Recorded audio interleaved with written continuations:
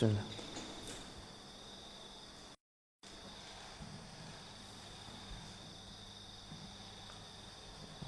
Bismillah. Assalamualaikum warahmatullahi wabarakatuh. Alhamdulillah.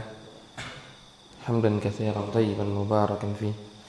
Kama yuhibbu rabbuna wa yarda. Asyhadu an la ilaha illallah wahdahu la syarika lah.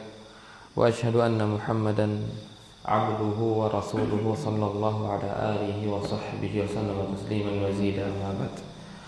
Alhamdulillah, segala puji milik Allah Subhanahu wa taala yang memudahkan kita untuk bisa melanjutkan rutinitas ibadah kita, ibadah salat subuh dan juga ibadah thalabul ilmi. Karena thalabul ilmi adalah sebuah ibadah, bukan sekedar ingin mengetahui sebuah permasalahan, tapi ini sebuah ibadah yang dimana kita yataqarrabu ila Allah, yang kita mendekatkan diri kepada Allah Subhanahu wa taala dengan ibadah ini. Ini sebuah ibadah yang sangat mulia, afdal nawafil, utama-utamanya amalan sunnah, thalabul ilmi. Makanya maka Rasul sallallahu alaihi wasallam menyebutkan, man salaka tariqan yaltamisu fihi ilman sahhalallahu bihi tariqan ilal jannah. Orang yang menuntut ilmu ini akan dimudahkan jalannya ke surga. Kalau ini bukan sebuah ibadah, maka enggak mungkin akan dimudahkan ke jalan ke surganya Allah Subhanahu wa taala. Maka menuntut ilmu adalah sebuah ibadah yang kita mendekatkan diri kepada Allah Subhanahu wa taala. Ini sebuah ibadah, bukan sekedar penambahan wawasan, tapi ini sebuah ibadah. Kalau kita lihat, sangat menakjubkan para ulama kita. Kemarin saya dengar dari Syekh Sa'di rahimahullah ta'ala. Beliau ketika datang di majelis gurunya dan di dalam sebuah permasalahan beliau kebingungan, maka beliau pulang dan di malamnya beliau bergadang untuk menyelesaikan apa yang dimaksud ini. Yang seharusnya beliau bisa nggak begadang, besok pagi saja dilanjutkan, tapi beliau begadang. Karena apa? Beliau tidak mau mati kecuali sudah mengetahui apa ini nanti di hadapan Allah Subhanahu wa taala. Karena ini sebuah ibadah. Syaikh'Syinqiti juga sama. Syekh Mukhtar Syinqiti rahimahullah taala juga memiliki hal yang sama. Ketika beliau kebingungan di dalam masalah faraid, beliau kembali ke rumahnya, kemudian beliau buka buku semuanya, kemudian pun beliau sampai gak sadar tiba-tiba sudah fajar, tiba-tiba sudah subuh. Ini semuanya adalah yang mereka bentuk belajar adalah bukan sekedar mencari wawasan, tapi sebuah ibadah yang sedang seorang hamba mendekatkan diri kepada Allah Subhanahu wa taala. Nah, kita pada hari ini di dalam kitab Bulughul Maram, di dalam bab at-taharah dan di dalam subbab qada al-hajah, qadaul hajah. Nah, kalau penamaan para ulama itu kitab, ya mungkin bahasa kita bab. Kalau bab itu subbab.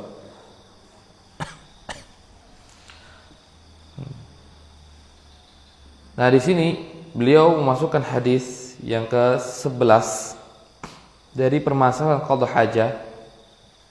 10 hadis di dalam kitab ini, di dalam bab ini sudah kita bahas. Kemudian ada satu hadis yang tertinggal yang belum lengkap kita bahas, itu hadis ke-10.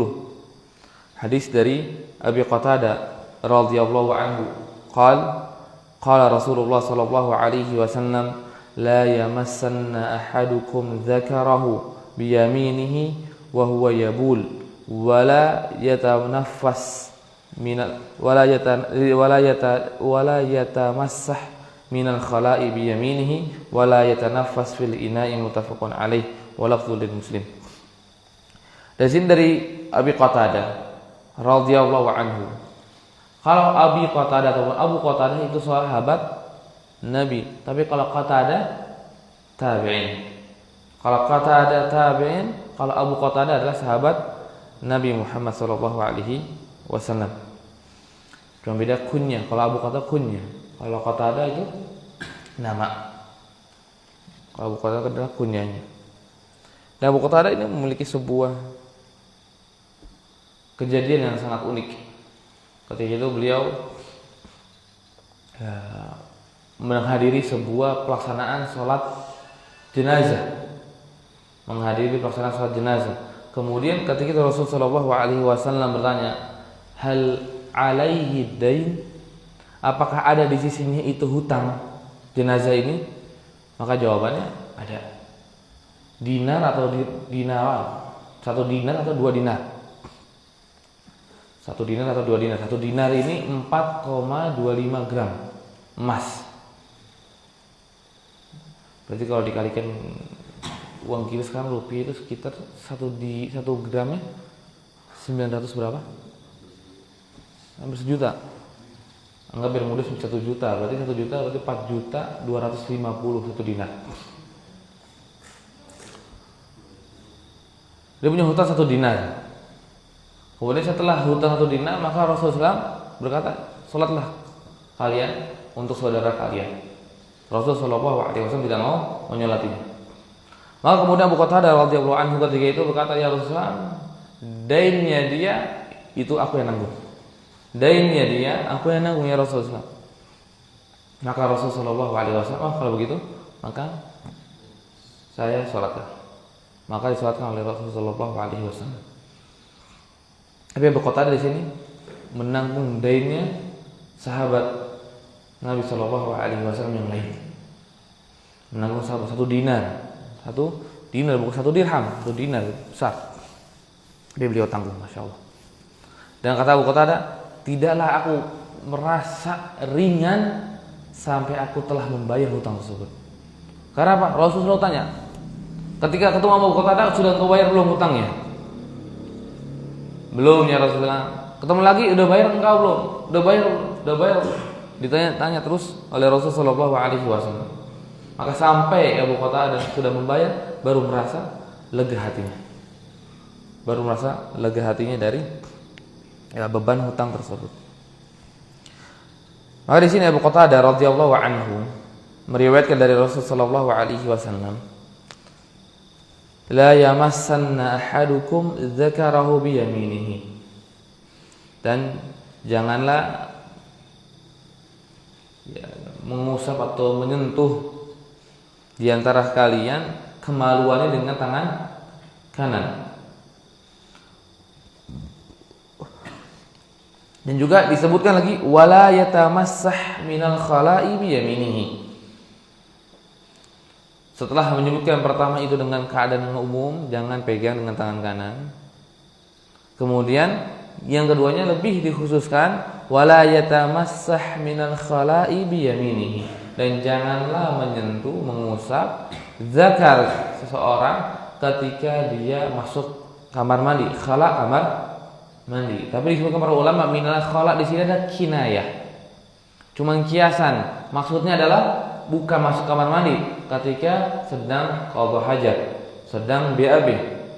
Maka tidak boleh memegang dengan tangan kanan. Ketika kita BAB enggak boleh kita memegang dengan tangan kanan. Minal khala di sini adalah kiasan. Yaitu maksudnya adalah sedang BAB. Maka di lafaz yang kedua dilarang kita memegang zakar kita dengan tangan kanan ketika lagi qadha hajat. Yang pertama mutlak. Yang pertama lebih mutlak. Mau dalam keadaan BAB ataupun tidak. Maka para ulama rahimahullah taala mereka berpendapat ketika mendapatkan hadis ini, maka menyentuh kemaluan di luar buang hajat, maka ini haram. Ini tidak diperbolehkan. Bahkan saya baca ijma'.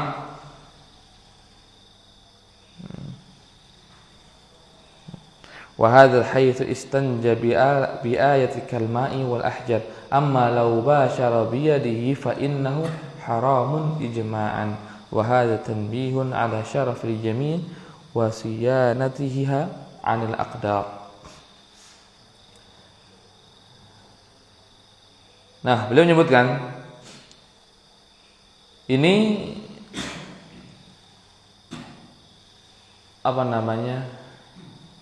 Hadis ini disebut oleh soal ini larangan kepada mencebok dengan tangan kanan, tangan kanan. Yang ada alatnya air. Yang ada air kemudian kita cebokkan. Ini dilarang apalagi tanpa ada airnya, tanpa ada alat tersebut, batu ataupun air. Maka ini lebih pengharamannya lebih besar dan bahkan disebutkan secara ijma para ulama. Para ulama, fa innahu haramun ijma'an. Fa innahu haramun ijma'an.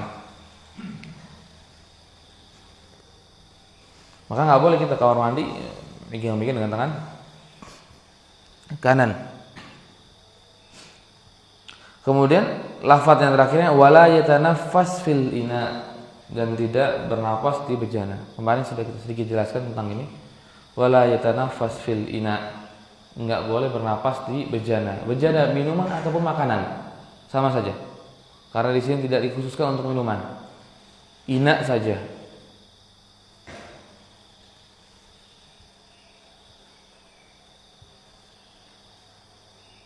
Misalkan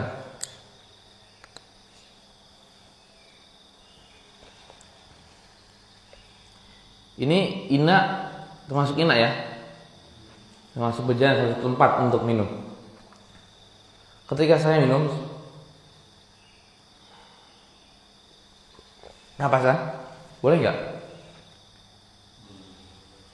Wawancara dijelasan, boleh nggak? Boleh. Kenapa? Karena kita nggak akan menyentuh nafas kita ke dalam air. Karena yang diharamkan itu ketika nafas kita masuk ke dalam bejana. Tapi kalau seandainya nafas kita tidak masuk ke dalam bejana, maka tidak mengapa. Maka di sini wala yatanafas fil ina.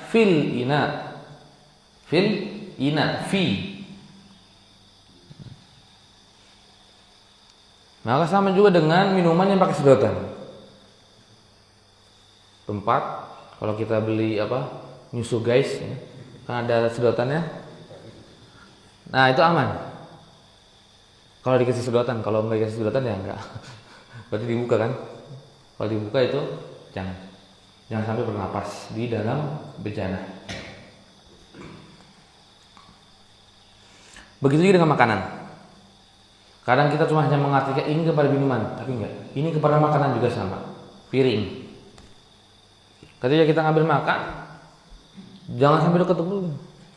Napas akan masuk, tapi agak jauh kan. Jangan sampai napas kita pun masuk ke dalam makanan atau sampai nafas dan juga tiupannya masuk ke dalam makanan. Dua-duanya tidak diperbolehkan. Maka hadis ini adalah muttafaqun alaih yang diriwayatkan oleh Bukhari dan Muslim. Ketika muttafaqun alaih ini hadis yang paling sahih.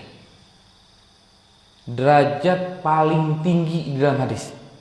Ketika disebutkan hadisnya muttafaqun alaih atau akhrajahu syaikhan, telah dikeluarkan oleh dua syekh, maksudnya Syekh Bukhari dan Syekh Muslim, atau muttafaqun alaih, maka hadis ini bisa kita pastikan adalah hadis yang sahih.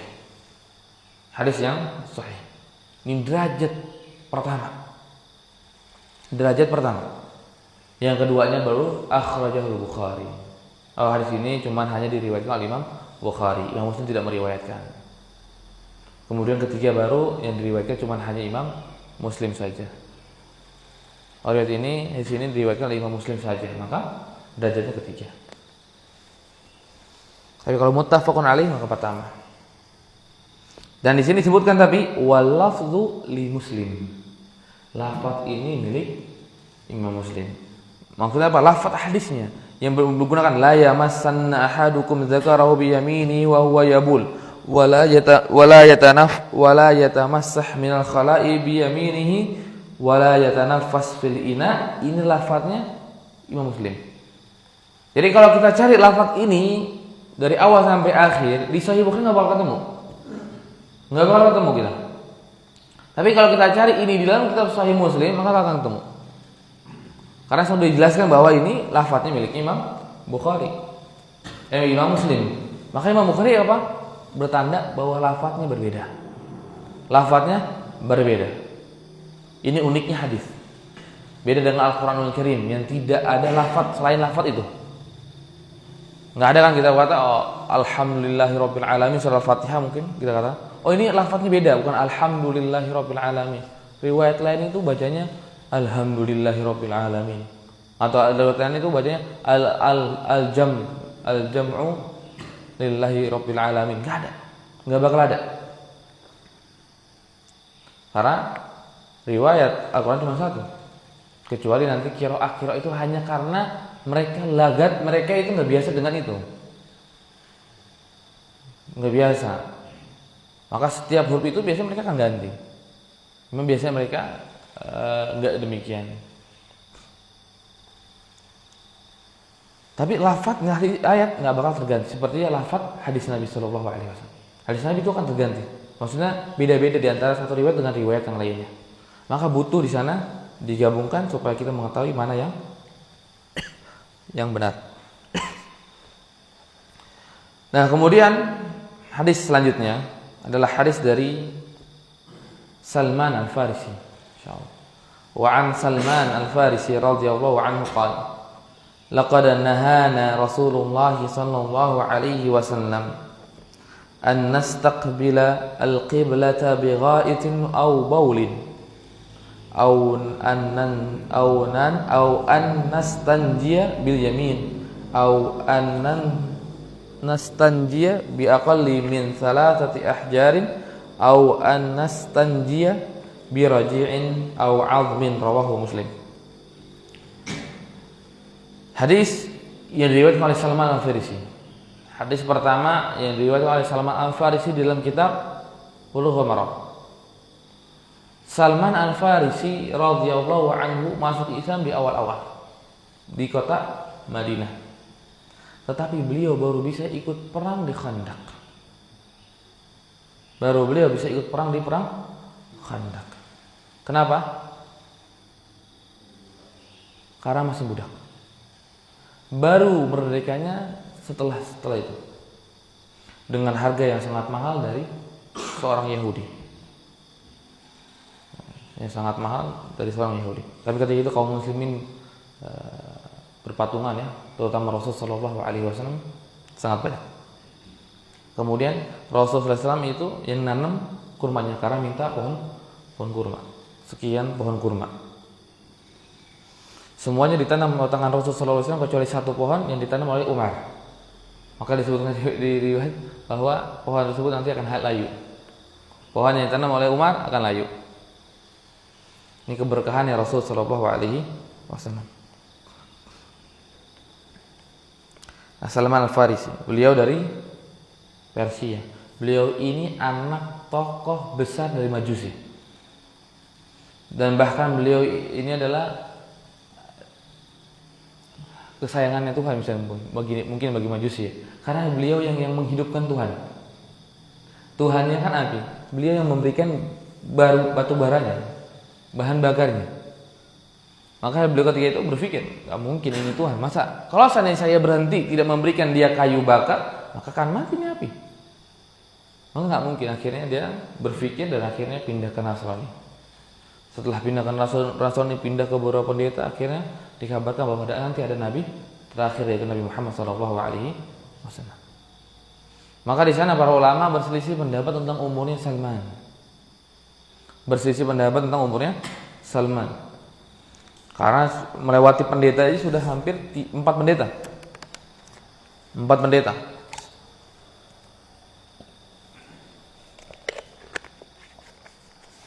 Tiga yang baik dan satu yang buruk. Kemudian setelah itu menunggu. Setelah menunggu hijrah ke Madinah, dekat Madinah. Jadi budak. Setelah di sana akhirnya nanti dibeli sama orang Yahudi di Madinah. Maka sangat lama. Maka sebagian para ulama menyebutkan ada umurnya itu 250 tahun.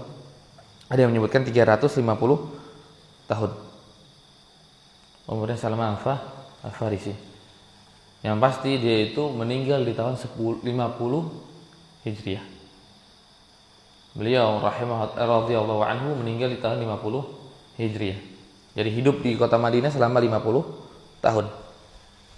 Dan umur sebelumnya itu berselisih, ada yang bilang 200, ada yang bilang 300. Salman Al-Farisi.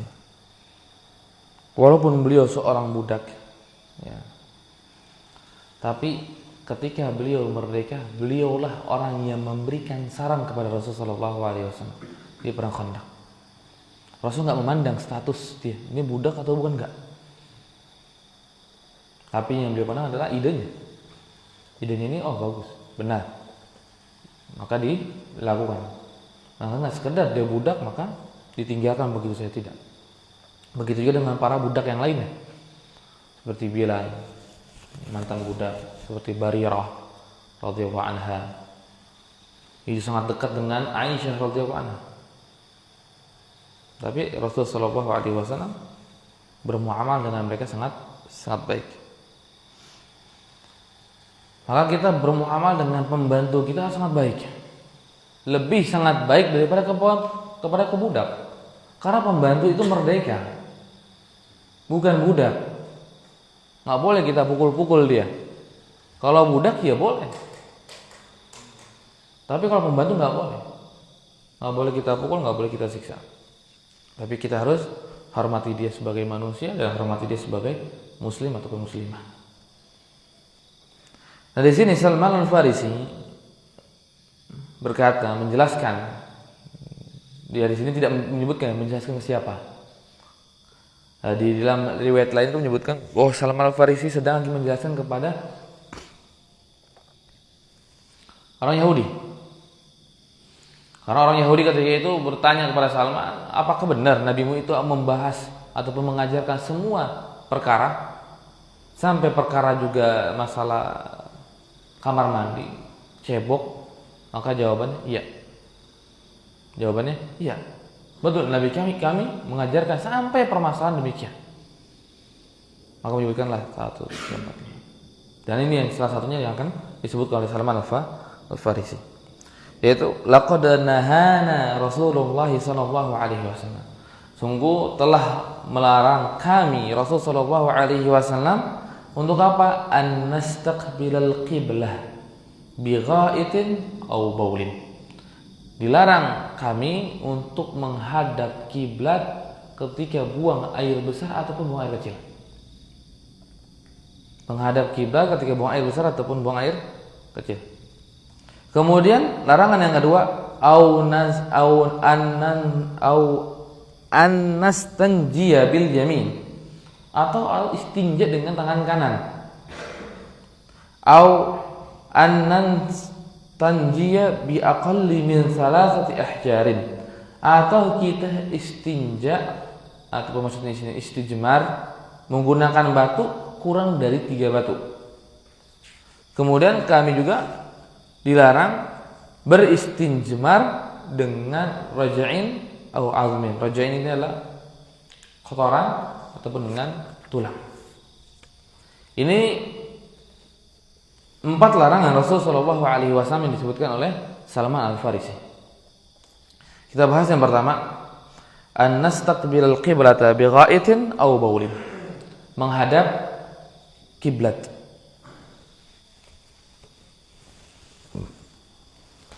Menghadap kiblat.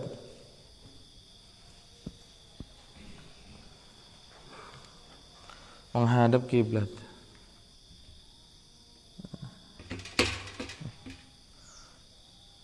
Kita anggap ya. Kiblat ya.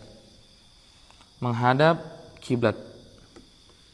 Di hadis ini cuma hanya menghadap kiblat. Berarti yang dilarang kalau sering kita buang air sini, menghadap kiblat sini.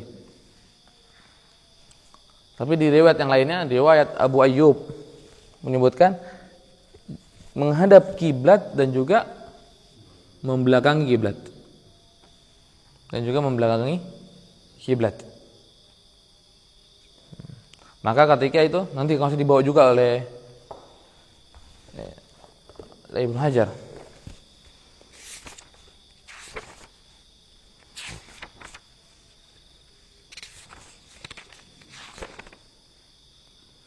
Oh, enggak ya.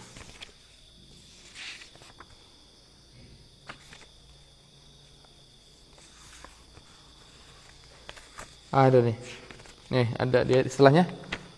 Wala tastaqbirul qiblata wala tastadbiruha bighaitin au baulin. Bighaitin atau baulin. Jadi enggak boleh kita ngadap ke kiblat.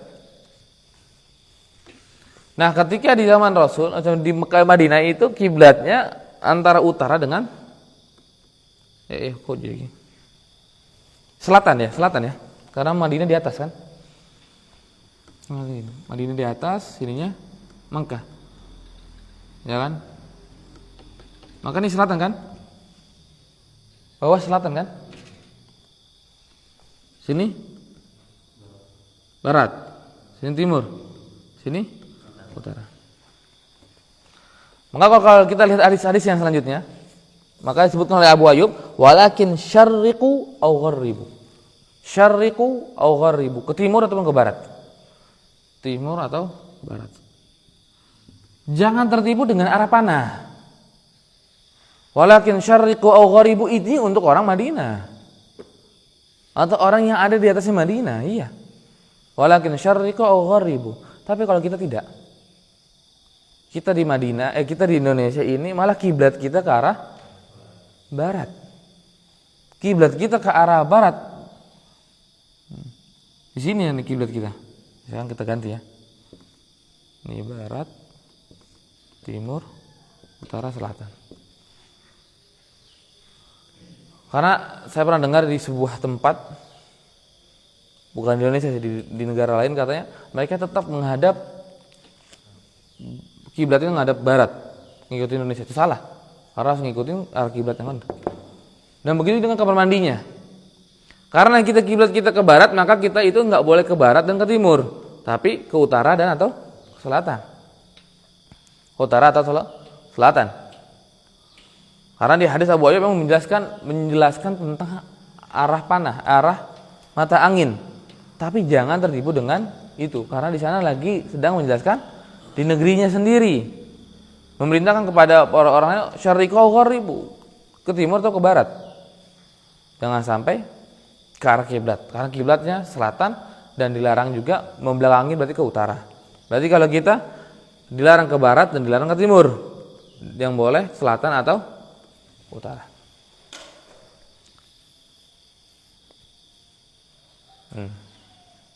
Nah, kemudian tetapi ketika kita melihat hadis Nabi Shallallahu Alaihi Wasallam, pertama kita sebut ya, pertama hadis Abu Ayyub,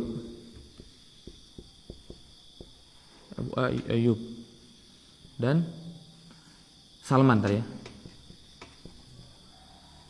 Ini menjelaskan tentang haram menghadap kiblat.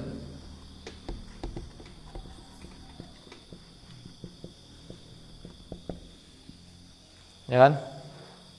Tapi ketika kita membahas hadis-hadis Nabi sallallahu alaihi wasallam yang berkaitan ini, taunya ada hadis lain dari Abdullah bin Umar. Dari Abdullah bin Umar.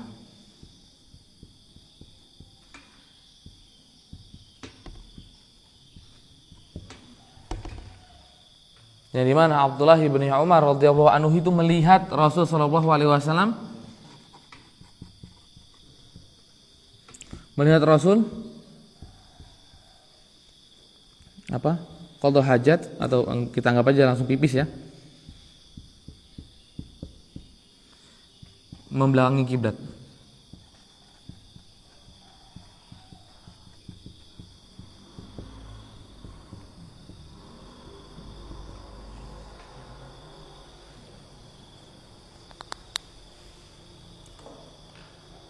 Hadis pertama dari Salman dan juga Abu Ayyub ini jelas secara qaul, berarti ini kita katakan ini hadis qaul.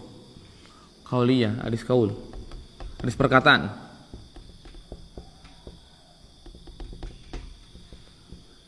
Ini hadis perbuatan.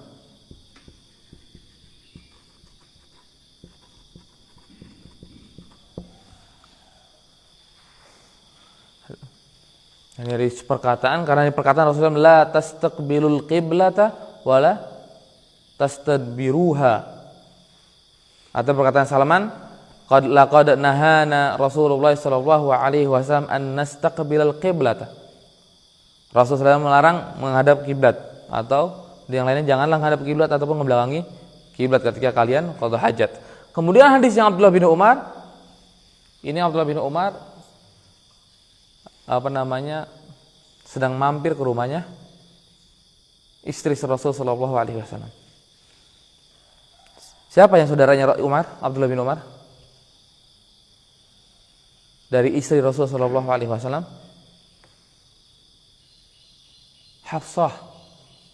Hafsah binti Umar bin Khattab radhiyallahu anhu. Hafsah binti Umar bin Khattab radhiyallahu anhu. Maka Abdullah bin Umar datang ke rumah Hafsah. Ketika lagi datang ke rumah Hafsah, Masya Allah, di sini ya, yang sangat unik yang Allah Subhanahu wa Ta'ala menunjukkan Umar ya, Abdullah bin Umar ini suruh naik ke atas lonteng. Nggak tahu itu ingin benerin atau nggak tahu waktu tiba-tiba dia naik ke atas.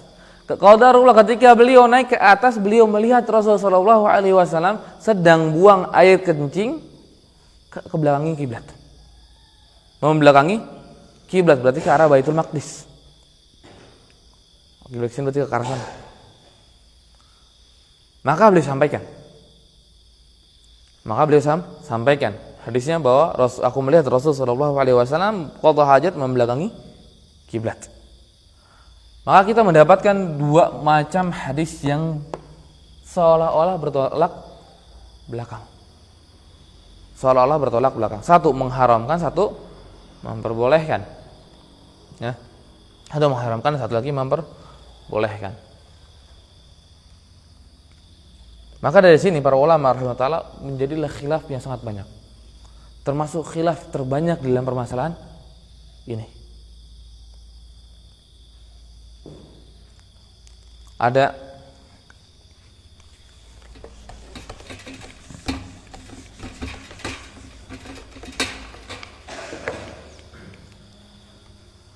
yang pertama menyebutkan haram secara mutlak.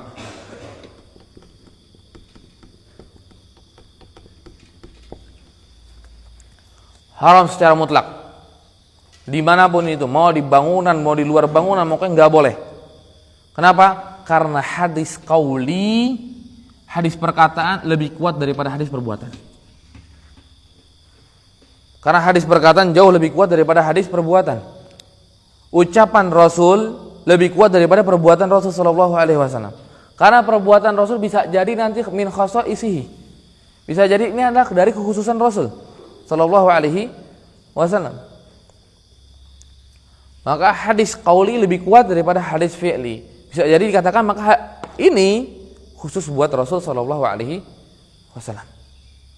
Maka kita bagi umatnya ngikut yang perkataannya. Maka hadis ini dikhususkan untuk Rasul sallallahu alaihi wasallam. Jadi pipis membelakangi kiblat ini khusus buat Rasul sallallahu alaihi wasallam.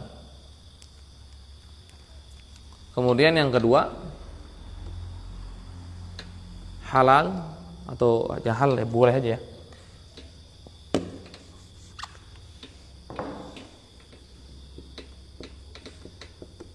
Boleh secara mutlak juga.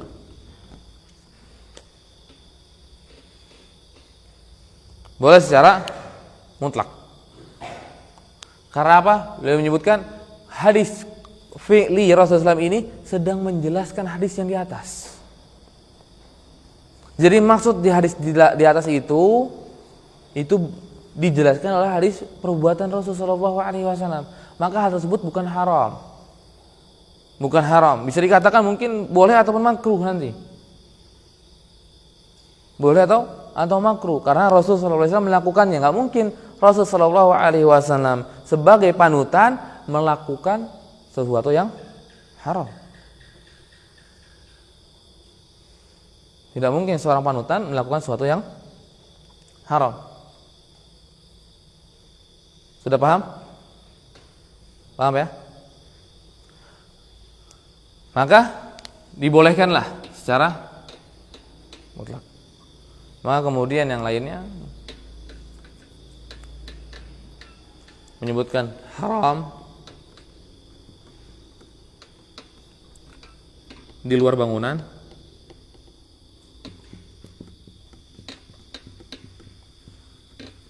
dan boleh di bangunan.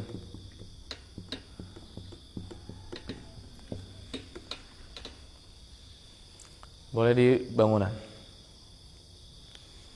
Maka ini karena menjamak dua hadis ini.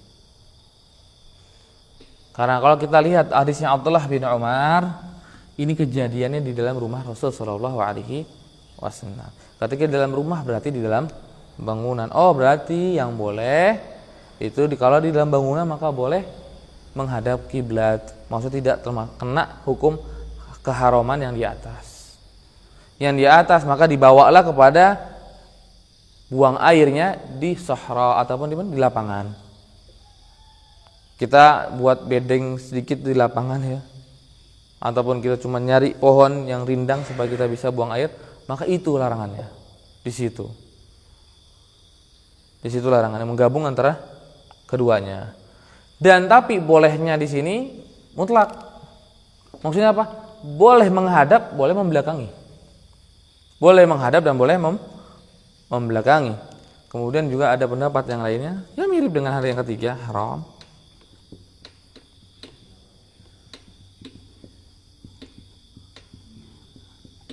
Dan boleh membelakangi.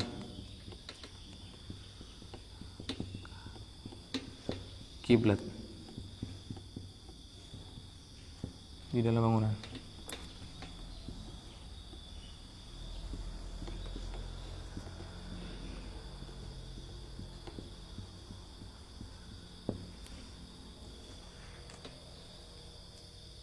Karena hadisnya Abdullah bin Umar hanya menjelaskan apa? Membelakangi. Hanya menjelaskan membelakangi. Dan membelakangi itu lebih ringan daripada menghadap. Lebih membelakangi itu lebih ringan daripada menghadap. Ya kalau kita katakan ya, ada orang pipis misalkan, menghadap kita, depan kita, atau ngebelakangi kita. Mana yang lebih kurang ajar? Pasti yang hadap kan? Maka karena ini membelakangi, maka cuma hanya memberikan rukhsah untuk membelakangi kiblat saja. Kecuali yang dilihat oleh Abdullah bin Umar ini menghadap kiblat, maka membelakangi juga ikut karena menghadap kiblat lebih berat daripada sekedar membelakangi kiblat.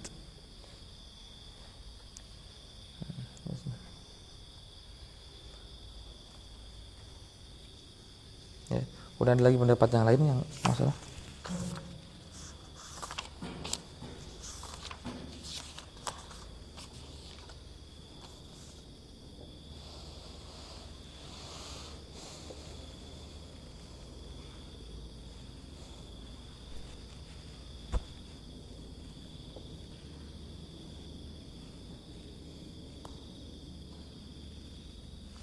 Oh, yang lainnya ada lagi yang pendapat kelima lah. Cukuplah kelima aja. Ini maksudnya haram di sini litanzih.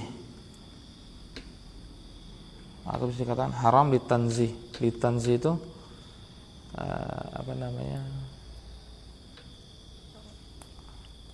Apa ya maksudnya? Haram litanzih. Enggak sampai derajat haram. Tapi haram ini dilarang ini karena litanzih saja. Karena supaya lebih suci kita. Jadi mungkin kita bahasnya lebih gampang lah, makruh lah. Makruh. Jadi boleh aja ngadep sana, tapi lebih baiknya jangan. Lebih baiknya jangan. Karena pengharaman itu adalah litanzih. Dan ini salah satu ada ya sekitar 5. Sebenarnya banyak, masih lebih daripada ini pendapat para ulama berkaitan dengan hadis ini. Tapi kita perlu titik terang bahwa tahunya para ulama ketika mereka berpendapat sebuah pendapat bukan atas dasar hawa nafsunya, tapi atas dasar ilmu yang telah mereka kumpulkan. Mereka sudah tahu hadis A sama hadis B ini, udah tahu. Maka akhirnya bisa keluar misalkan hukumnya makruh. Mereka tahu, bukan jangan katakan orang yang berpendapat haram secara mutlak nggak tahu hadisnya Abdullah bin Umar, enggak tahu. Dan begitu juga dengan boleh, dia tahu dia hadisnya ini. Hadisnya Salman. Tahu hadisnya Abu Ayyub. Maka ketika kita melihat sebuah pendapat para ulama, itu jangan mudah, ini nggak benar nih. Dia tuh kayak nggak tahu hadis ini ya. Belum tentu. Belum tentu. Para ulama bisa jadi lebih tahu hadis tersebut dari kita. Dan dia memiliki taujih yang lainnya. Lebih memiliki taujih ataupun karena hadis ini, iya hadisnya sahih begini, tapi di dalam hal ini yang dipakai. Karena ini, dan ini. Begitu para ulama. Sama dengan keadaan hadis ini. Sebagai contoh saja, supaya kita tidak membenci para ulama. Supaya kita tidak mudah berkata, oh ini cuma sekedar pendapat ulama, bisa ditinggalkan begitu saja. Enggak. Para ulama mengeluarkan hukum ini atas dasar ilmu mereka, atas dasar penelitian hadis mereka. Kecuali yang berpendapat ini Syiah misalkan. Yang pendapat ini adalah orang-orang yang memiliki akidah yang salah, ya kita tinggalkan pendapatnya. Ngapain kita ambil? Kita ambil pendapatnya Ahlus Sunnah wal Jamaah.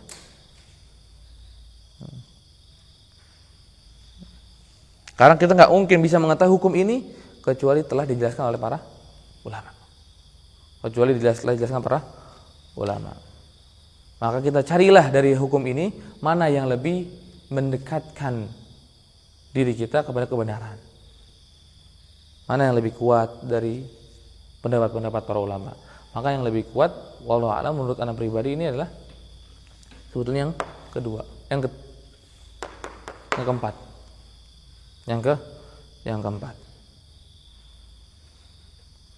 Karena ada hadis Abdullah bin Umar yang memalingkan dari keharamannya yang di atas, tapi nggak memalingkan secara mutlak. Tapi tidak memalingkan secara mutlak. Tapi hanya haram memalingkannya kalau dalam keadaan situasi tertentu. Karena hanya ini yang ada. Rasul sallallahu alaihi wasallam menjelaskan Rasul menghadap kiblat atau membelakangi kiblat hanya ini saja. Hanya hadis ini. Nggak ada hadis yang lainnya ketika itu Rasulullah SAW di dalam sahra, di dalam di lapangan menjauh, kemudian dikabarkan para sahabat, oh Rasul ngadepin kiblat, oh Rasul ngebelakangin kiblat, nggak ada. Maka cuma karena hanya ada hadis ini, maka hadis ini disebutkan dalam keadaan yang khusus, yaitu di dalam rumah, sebagaimana Rasulullah SAW pipisnya dalam rumah, dalam bangunan. Dan bahkan yang dilakukan oleh Rasul hanya membelakangi kiblat, Maka hal inilah yang menurut saya pribadi lebih kuat.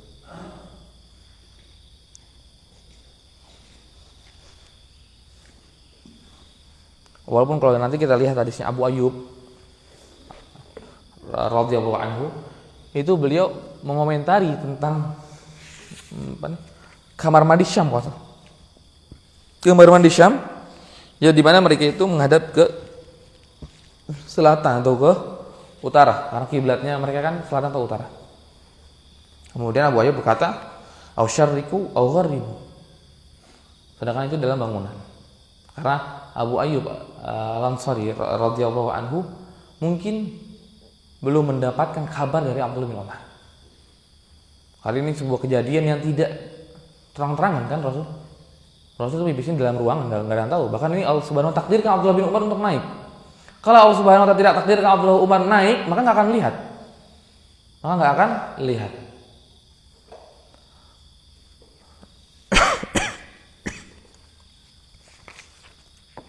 Kemudian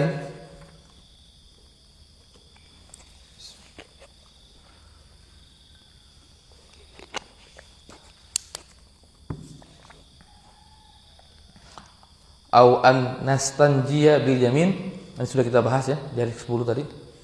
Dilarang cebok dengan tangan kanan. Au an nastanjiya bi aqalli min thalathati ahjarin, au an nastanjiya bi raj'in au azmin. Maka dua hal ini berkaitan dengan istijmar. Dua larangan ini berkaitan dengan istijmar. Maka kita bahas. Yang ini sudah paham ya, Pak? Kalau ada yang bingung nanti bisa ditanyakan. Kita hapus ya.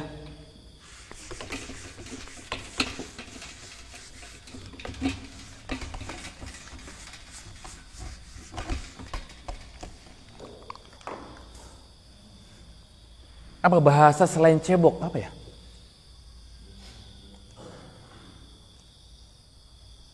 Apa Pak? Bersuci? Hah? Membersihkan gitu. Tapi membersihkan masih umum ya. Ya bang yang paling. Tapi saya nggak enak aja nulisnya gitu.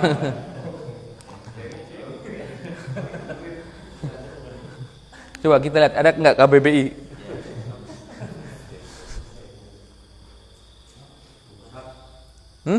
Mengusap? Nggak spesifik. Taunya cebok ini apa namanya kata baku berarti cebok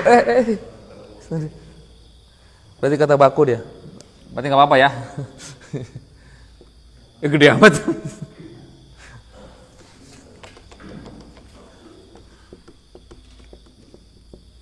Ini Pak. Cebok ini kebagi dua. Cebok ini kebagi dua. Ada namanya istinja, ada namanya istijmar. Ada namanya istinja, ada namanya istijmar. Istinja ini yang menggunakan air. Kalau istijmar yang menggunakan batu. Dua-duanya boleh. Bahkan sebagian sahabat Nabi SAW seperti salah satunya adalah Abdullah bin Umar itu melarang istinja. Kenapa? Karena ketika itu manusia telah beranggapan istijmar itu tidak boleh. Maka sengaja Abdullah bin Umar melarang. Enggak boleh kalian istinja. Enggak boleh kalian istinja. Bukan Abdullah bin Umar ketika itu mengharamkan istinja dengan air.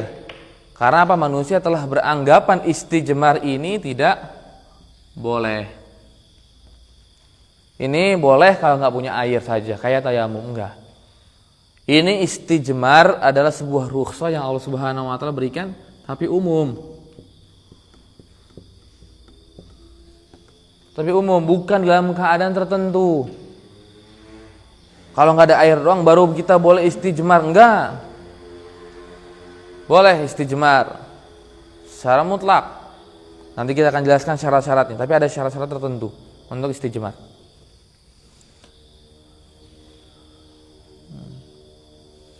Karena ada orang yang berpendapat istijmar itu nggak boleh. Maka itu nggak benar, istijmar itu boleh. Istinja juga boleh. Nah, permasalahannya mana yang lebih aula? Mana yang lebih utama ketika kita cebok? Itu menggabungkan dua-duanya. Yang pertama itu adalah istijmar dulu. Istijmar, kemudian baru istinja. Ini yang paling utama. Istijmar dulu baru istinja. Kemudian yang kedua istinja saja.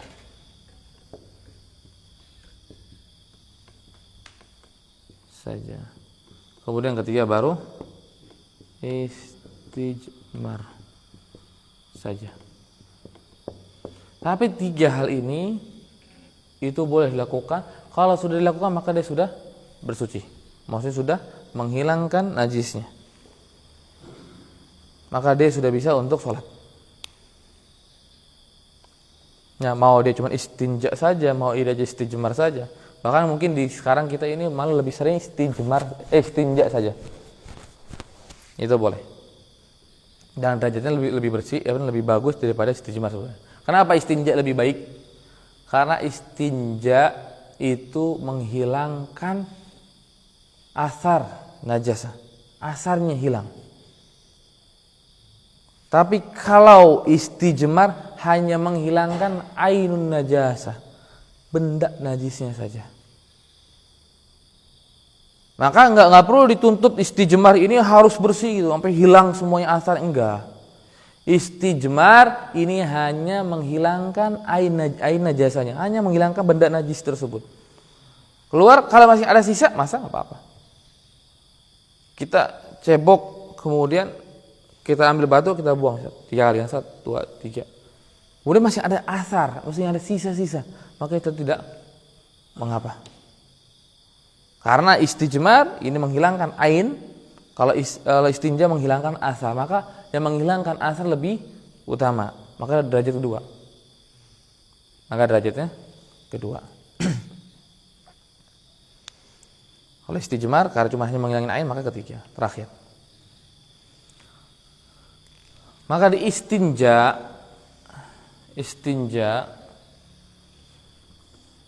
di sini para ulama berselisih pendapat tentang jumlahnya. Ada yang mengkiaskan dengan anjing.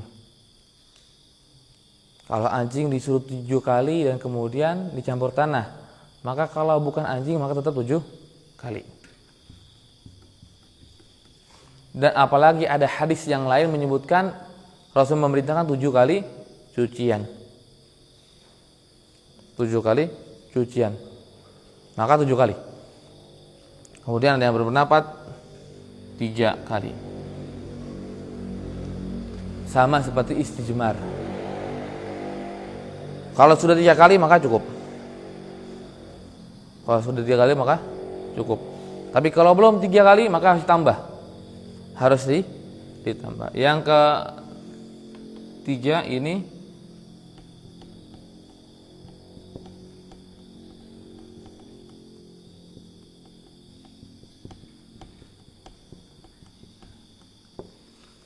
yang ketiga sampai hilang bekas najisnya. Karena tujuan istinja menghilangkan bekas najis. Maka selama bekas tersebut sudah hilang, mau itu cucian 1, cucian 2 maka cukup. Maka itu cukup. Karena apa? Karena 2 pendalilan ini ataupun 2 hadis ini kurang kuat, lemah. Hadis yang menyebutkan 7 kali itu hadisnya lemah. Hadisnya lemah. Maka kita kembalikan kepada tujuan istinja. Perbedaan antara istinja dengan istijmar. Karena istinja itu menghilangkan sisa, menghilangkan bekas, maka cukup sampai di sana. Kalau sudah hilang bekasnya, sudah hilang asarnya, maka cukup istinjanya. Kalau seandainya sudah 7 kali misalkan, nggak hilang juga, maka tambah 8. Nggak hilang juga, tambah lagi 9. Maka sampai tujuan ghayah dari istinja itu sampai, yaitu adalah hilang bekasnya. Tapi kalau cuma sekali 2 kali cukup, hilang, maka sudah cukup. Maka sudah cukup. Nah ini istinja lebih mudah. Istinja cuma lebih mudah begini. Tapi kalau istijmar ini ada 8 syarat. Ada 8.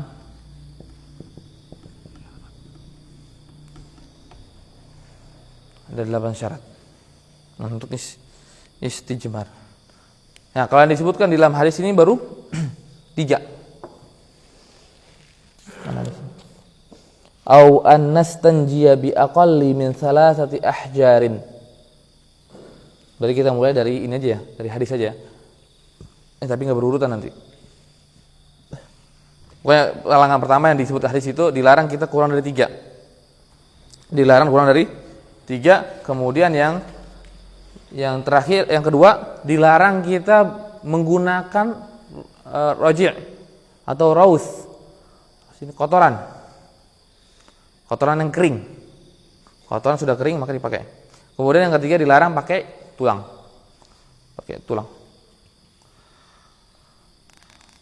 Nah, maka yang pertama, bendanya batu tersebut adalah batu yang suci. Batu yang suci. Mana batu suci? Hukum asal batu itu suci. Sebagaimana Rasulullah SAW menyebutkan, ju'ilat li al-ardu masjidan wa tahura. Allah Subhanahu wa taala menjadikan untuk Rasulullah SAW bumi ini sebagai masjid dan juga tahurah, tahir, suci. Maka batunya juga suci. Maka hukum asalnya batu itu suci, kecuali kita lihat batu tersebut sudah terkena najis. Maka ini syarat yang pertama, batunya harus suci. Kalau batunya nggak suci maka nggak boleh. Kemudian yang selanjutnya adalah mubah.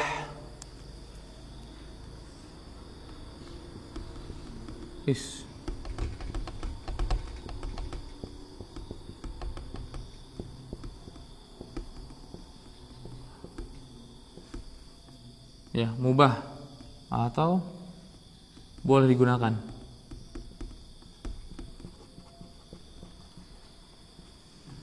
Enggak maling. Batu orang diambil maling itu enggak boleh. Maka enggak sah. Harus batu yang mubah. Batu yang kita temukan di gunung atau di mana boleh. Tapi enggak boleh kita gunakan batu milik orang lain. Kecuali atas izinnya. Dan itu kalau mau dipinjamin.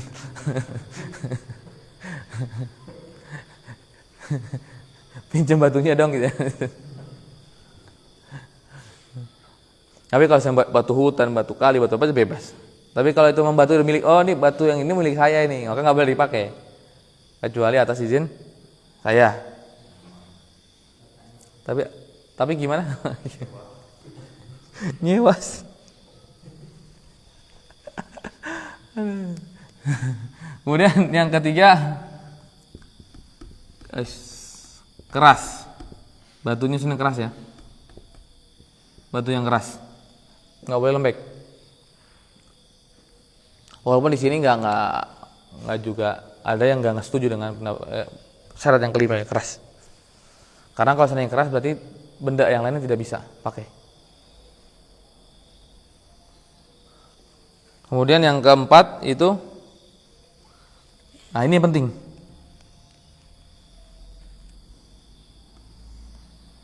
Apa yang kita katakan ya? Berpori gitu ya. Yang bisa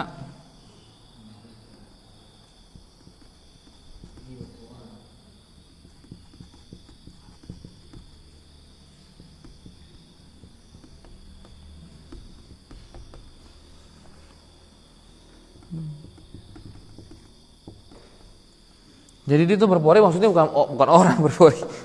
Bukan batunya itu bisa nyerap air, bisa nyerap kotoran tersebut. Jadi bukan sesuatu yang seperti kertas ini kan, ketika ada sebuah kotoran kita ambil kertas, kita malah kan melebar ke samping kanan kiri kan. Bukan itu, tapi batu yang bisa menyerap. Karena batu ada yang licin, batu akik itu licin. Nggak boleh kita pakai, oh saya ini orang kaya, saya mau pakai ceboknya pakai permata gitu. Pakai diamond kan licin kan? Nggak bisa itu.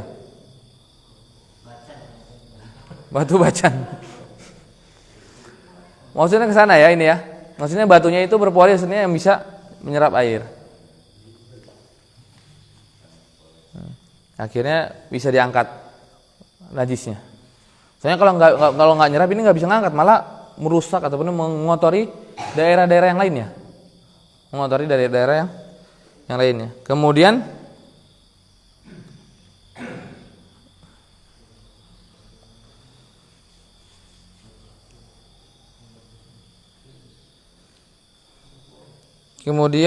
yang berapa tuh? Kelima, mana sih? Bukan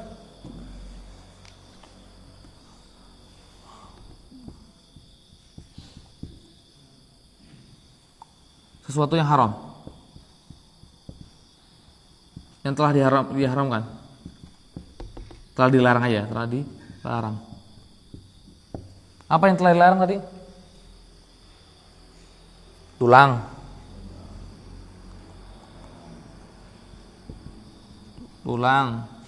Kemudian kotoran.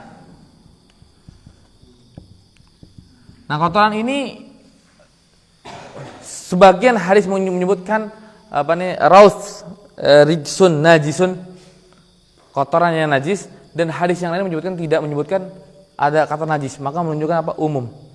mau kotoran yang tidak najis pun itu nggak boleh dipakai. Contohnya apa kotoran yang nggak najis? Contohnya apa? Hewan yang boleh dimakan. Mau kan kotoran nggak najis. Nah, itu pun tidak diperbolehkan, walaupun dia kering. Tapi kita bingung juga ya, kambing kan cuma kayak cokocip gitu. Gimana ceritanya? Oh mungkin diambil, diberetin gitu ya, dibentuk kotak ya. Niat banget ya. Atau kotoran onta lah, kotoran onta kan besar-besar tuh ya, lebih besar ya daripada kambing yang kecil. Ya mungkin itu dikeringin dulu, dipermasir ya. Apa? Oh, ada segumpal juga. Oh, lagi mencret ya.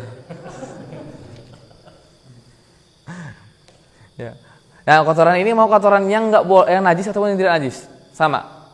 Karena di sebuah riwayat menyebutkan tentang kotoran yang najis, rijiksun dan juga najisun, dan di sebagian riwayat lagi menyebutkan hanya raus saja. Mencukupkan dengan kata raus saja. Maka para ulama menyebutkan ini umum. Mau kotoran yang boleh, bukan boleh, yang enggak najis ataupun kotoran yang najis. Kemudian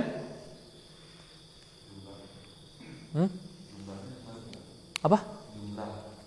Belum. Ini yang ini masih koma, masih ada koma.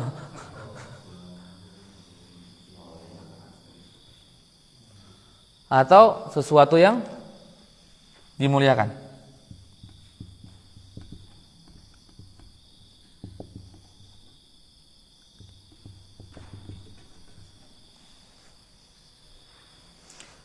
Karena apa? Karena dua hal ini dilarang oleh Rasulullah SAW. Di dalam sebuah riwayat menyebutkan bahwa tulang itu makanannya jin, dari saudara kita dari jin. Kemudian raus tersebut makanan dari hewan dari jin, hewannya jin.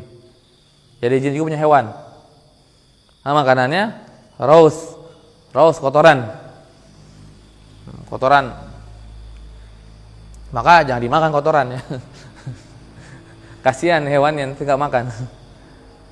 Makanya minum air pipis onta walaupun itu enggak najis, itu bukan dijadikan minuman seharian, bukan, tapi dijadikan itu untuk obat. Karena Rasulullah SAW itu memerintahkan ketika itu buat obat kan. Ketika ada yang sakit beberapa orang, kemudian dia biarkan dia di sana karena mungkin penyakitnya nggak ngerti penular atau gimana, maka biarkan di sana kemudian dirawat oleh beberapa sahabat Nabi Shallallahu Alaihi Wasallam. Dan Rasul memerintahkan untuk minum susunya dan juga minum air pipisnya onta. Sudah sembuh, tapi dia malah berkhianat, malah para perawatnya dibunuh dan kemudian ontanya diambil. Tanya dia itu bukan seorang muslim yang benar, cuma hanya menipu dia. Mereka cuma hanya menipu saja. Dan kalau di sini kita lihat dari jin saja dilarang, maka dari manusia pun dilarang. Nggak boleh kita cebok dengan makanan manusia. Nggak boleh kita cebok dengan makanan manusia, nggak boleh. Wah kata Ustadz kan yang berpori, roti kan berpori nih. Apalagi roti Arab kan udah berpori keras gitu kan. Wah, nggak boleh. Bayangkan di sini tulang jin saja nggak boleh, apalagi makanan manusia. Belum, ntar kalau 8 baru kita kiaskan selain batu.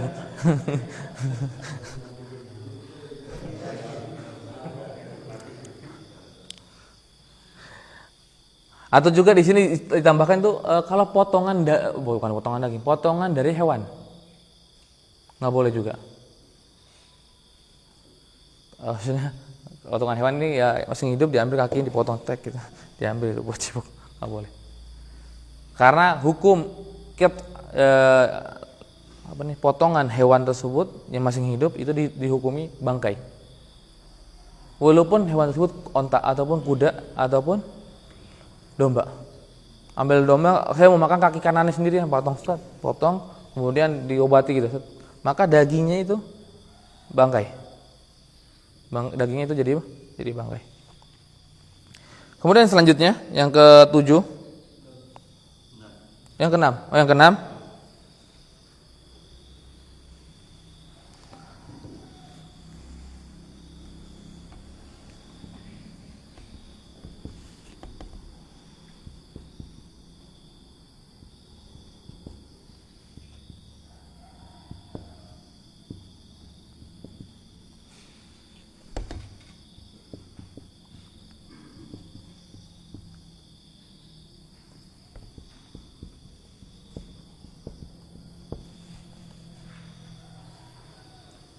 tidak keluar dari daerah keluarnya kotoran.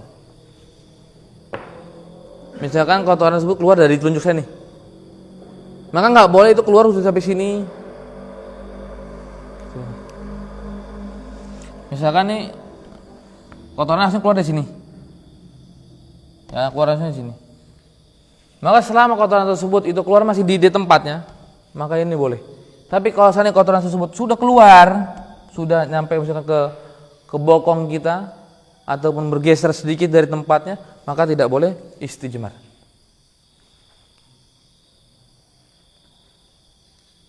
Nggak boleh istijmar. Makanya kenapa tadi di sini harus berpori, di sini harus mungkin bahasa Arabnya. Kenapa harus mungkin? Ya karena ini tujuan ini. Kan mau tuh menghilangkan bendanya kan. Kalau dia itu nggak mungkin, nggak bisa mengangkat najisnya, maka bagaimana caranya dia itu diperbolehkan istijmar? Kalau sudah kotoran tersebut keluar dari daerah kebiasaannya, maka nggak boleh istijmar, tapi dia harus istinja. Nggak boleh istijmar, tapi harus istinja. Maka anak kita kalau seandainya dia itu BAB di celana, nggak boleh kita istijmarkan. Karena apa? Itu pasti akan bleber. Sudah bleber itu. Sudah bleber. Nah, maka anak kita yang baik sudah mulai dilatih untuk dicebokin dengan air. Kalau dia sudah kuat dengan air biasa, maka sudah dilatih supaya nanti ketika ceboknya dengan air, karena pasti kotoran tersebut sudah menyebar. Sudah menyebar. Karena istijmar rukhsah, maka digunakannya rukhsah tersebut sesuai dengan ketentuan. Sesuai dengan ketentuannya.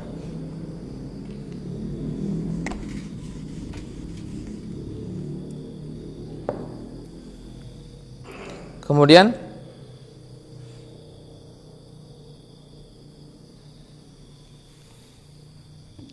yang ketiga,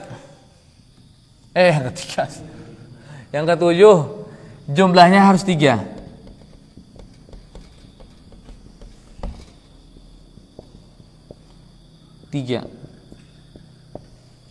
Jumlahnya harus 3. Mau 3 batu atau 1 batu tapi 3 sisi. Batunya besar misalkan. Ada 3 sisi. Maka itu boleh dipakai. Atau 3 batu sendiri, 1 batu, 2 dan 3. Dan 3 ini, jumlah 3 ini wajib. Karena ketika Rasulullah SAW diberikan 2 batu dan 1 raus oleh seorang sahabat karena nggak menemukan batu yang lain, Rasul oleh Abdullah bin Mas'ud, kata sahabat Nabi SAW. Kemudian Rasul buang yang raus tersebut dan berkata rijisun. Rijisun salah satu maknanya adalah mardud. Ya, mardud dibuang, kemudian i'tini akhar. Berikan kepadaku yang lain. Berarti menunjukkan apa? Keharusan 3. Maka di sana Salman Al-Farisi menyebutkan laqad nahana Rasulullah sallallahu alaihi wasallam an nastanjiya bi aqalli min 3 ahjarin. Bi aqall 3 ahjarin. Kita dilarang untuk beristijmar kurang dari 3 batu. Maka kalau cuma 2 enggak, walaupun sudah hilang benda najisnya. Walaupun sudah hilang benda najisnya, maka tidak akan bersih. Kita harus bersuci lagi, karena itu belum dikatakan bersuci. Ya sama, misalkan kita pakai tulang nih, hilang, bersih, tapi tetap itu tidak dikatakan bersih secara suci. Dia harus mengulangi dengan batu atau dengan air, karena dia belum bercebok secara syar'i. Belum bercebok secara syar'i. Karena secara syar'i itu ada 2, ada istinja dengan air dan juga ada istijmar. Istinja ini dengan ini ketentuannya, dan istijmar dengan beberapa syarat ini. dengan beberapa syarat ini. Yang ke-8 adalah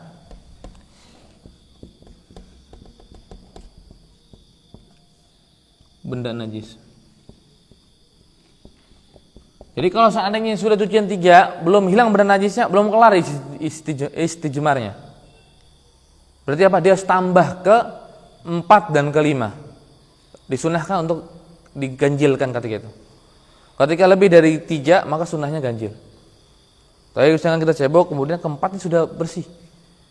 Maka disunahkan kita tambah lagi 1 kali supaya ganjil. Walaupun misalkan kita anggap kita sudah sampai 5 kali belum bersih, ke-6, maka disunahkan juga ke-7. Karena witir di sana itu disukai. Bahkan kalau kita lihat hadis yang lainnya itu menyebutkan ada perkataan fal yutir dengan fiil mudhari bi makruhan billah mil amr yang menunjukkan sebetulnya kewajiban, sebuah perintah. Tapi disebutkan para ulama yang wajib witir sana adalah 3 ini. Walaupun sebagian para ulama yang lain itu mewajibkan juga harus ganjil. Tapi itu pendapat yang kurang kuat. Yang kuat itu adalah yang ganjil tersebut adalah maksudnya 3. Maka ini 8 kan? Nah, ini 8 syarat yang harus dipenuhi dari istijmar kita. Jadi enggak segampang itu istijmar. Yang penting atau semua batu, ambil batu akik misalnya. Batu akik sekarang udah enggak berharga ya. Udah enggak seperti dulu ya. Kalau dulu mah Masya Allah dilulukan banget itu. Harganya ratusan juta ada. Kecuali blue sapphire ya. Masih kuat ya blue sapphire.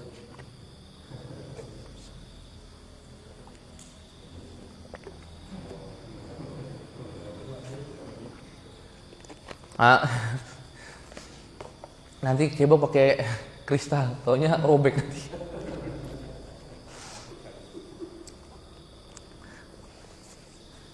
Ya, jadi 8 syarat tersebut diperhatikan. Nah, tadi ada berkaitan, ada yang bertanya daun agak kamar mandi ya. Kita tunda lah. Mungkin yang lainnya ada yang mau tanya? Ya.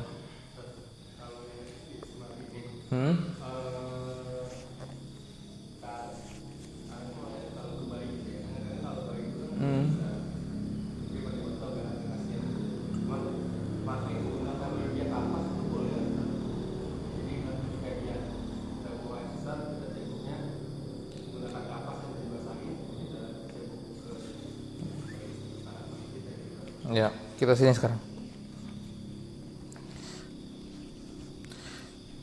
Kapas suci? Suci. Mubah? Nggak maling kan? Nggak. Saya pribadi nggak setuju dengan ini sih, syarat ini. Nggak perlu saya tanya yang kelas ya. Kemudian berpori-pori? Yang bisa ambil, menyerap? Bisa benar. Kemudian sesuatu yang diharamkan? Dari sesuatu yang diharamkan? Enggak dimuliakan kan itu kapas? Kapas yang mulia enggak ada kan? Kemudian tinggal perhatikan ini daerah kita ya. Keluar enggak dari si bayi tersebut? Misalkan anggap kita enggak keluar, tetap di tempatnya dia. Kemudian jumlahnya harus 3. Kemudian menghilangkan benda najis. Ya, ini istijmar. Kalau seandainya kapas dikasih air, namanya setengah istijmar, setengah istinja. Ya sama, setengah istinja, setengah istijmar itu. Jangan tengah-tengah dah. Di sini nggak bagus tengah-tengahnya. Soalnya nggak ada yang ketiga itu, nggak ada. Di tengah-tengah di antara keduanya nggak ada. Karena di sini nggak disuruh pakai air. Nah, sedangkan kalau kapas tapah dikasih air, apakah dia bisa menghilangkan? Tidak, dia akan mengotori daerah yang lain. Karena bentuk kapas demikian kan, nggak bisa diatur dia. Maka saya pun sudah saya perintahkan ke istri saya, udah mulai dari usia sekarang diajarkan untuk ceboknya dengan air. Hah? Tisu kering boleh? Tetap ganjil. Tapi ingat tisu keringnya tisu kering yang bisa. Ini bisa nih ya. Ini enggak akan mengotori yang lain kan? Enggak kan? Ini akan ngangkat kan? Ngambil kan? Tapi ada tisu yang modelnya kayak biasa di warteg gitu, yang merah, pink. Itu licin kan? Ya, itu jangan dipakai, enggak boleh. Karena itu tidak akan mengangkat tapi malah mengotori daerah lain. Ketika kita angkat mengotori daerah lainnya, maka enggak boleh lagi istijmar tapi pindah ke istinja. Karena syarat yang ke-8 itu harus hilang ke 8 7 6. Enggak boleh dilarang, enggak boleh dilanggar. Karena ini rukhsah yang diberikan.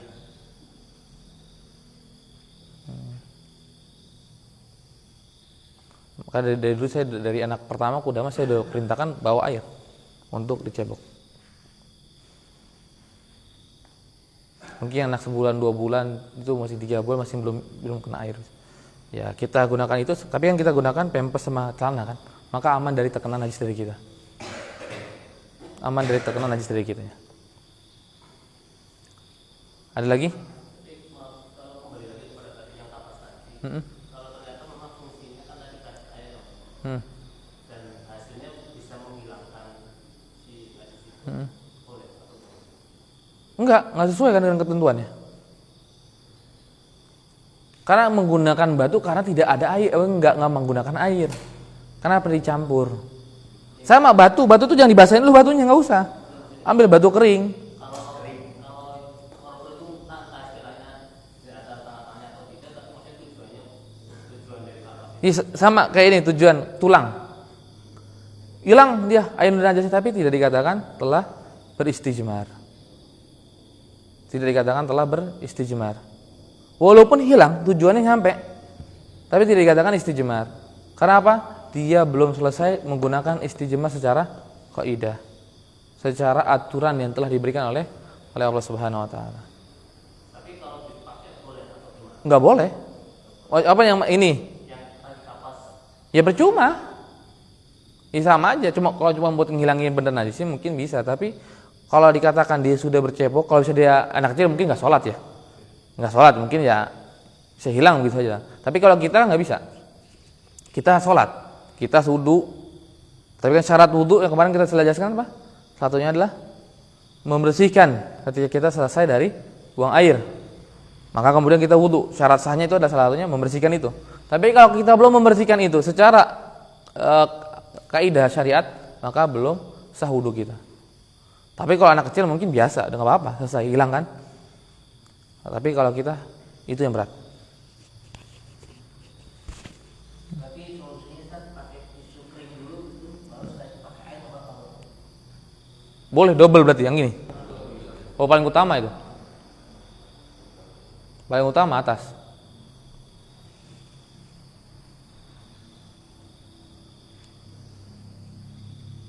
Kalau kita cuma cukupin air doang cukup aja, nggak usah pakai tisu kering. Kita cukupkan pakai tisu kering juga cukup aja.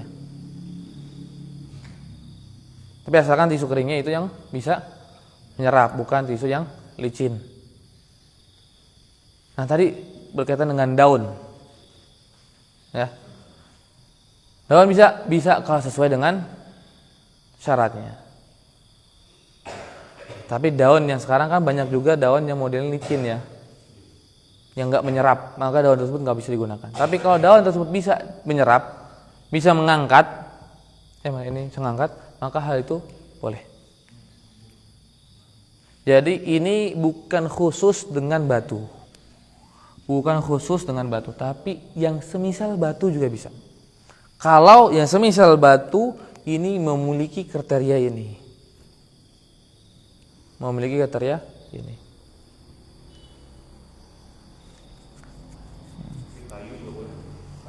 Kayu boleh.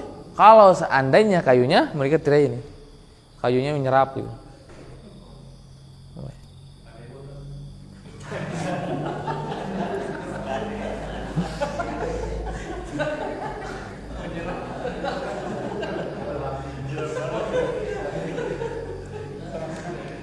Kan kayak nemu rusak nanti, perih kita. Kan harus dikeringin dulu, harus kering dia. Kalau basah kasih air aja sekalian, kita jauh kayak air. Dan kalau seandainya ada air cuma bisa buat wudu dan buat cebok, mana yang lebih aula digunakan?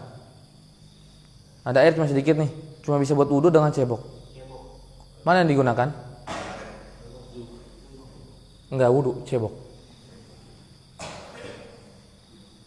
Wudunya diganti dengan tayamum.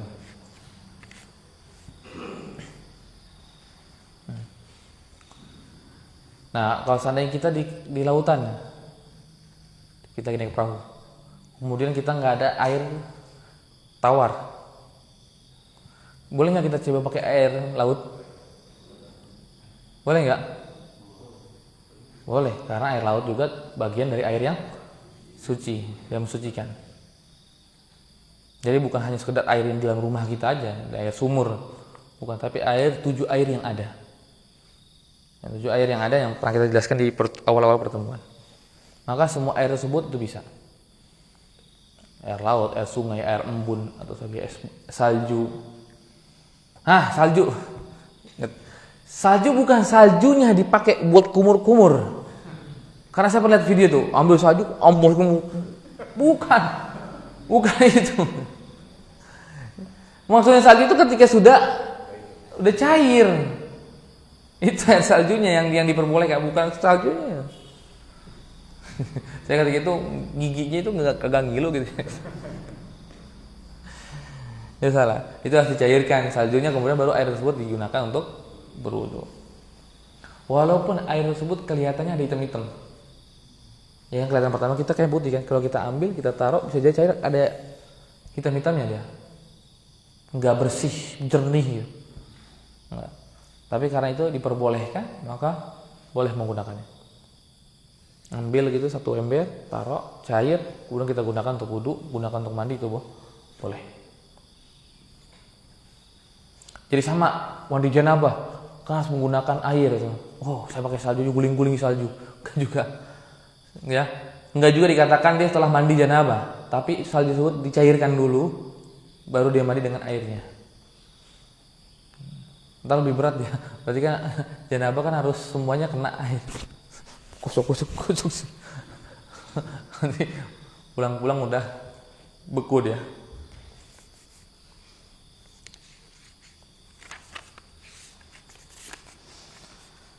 Ya, kemudian kita lanjut sedikit hadisnya yang setelahnya, karena berkaitan kali ini kita bacakan, yaitu walis sab'ah, dan dari 7.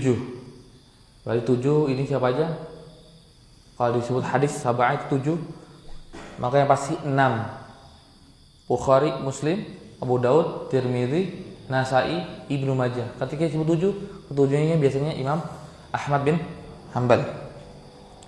Walis sab'ah an Abi Ayyub Al-Ansari radhiyallahu anhu, dan diriwayatkan dari 7, maka hadis ini lebih kuat.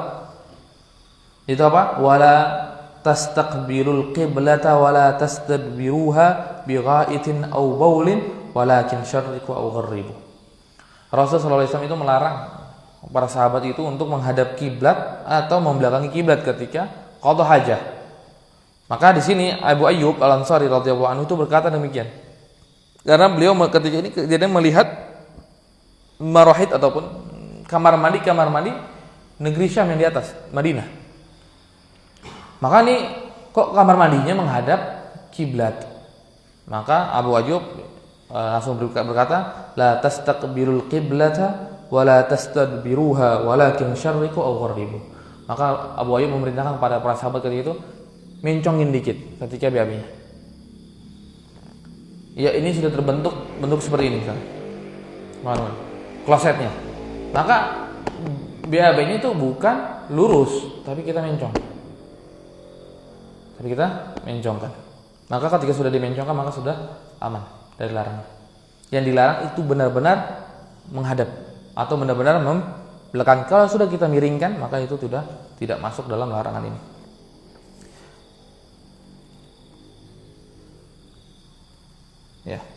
Ya mungkin ini karena hadis yang lainnya. Ini berkaitan dengan qada hajat yang lain. Mungkin ada pertanyaan lagi yang ingin ditanyakan sebelum kita tutup.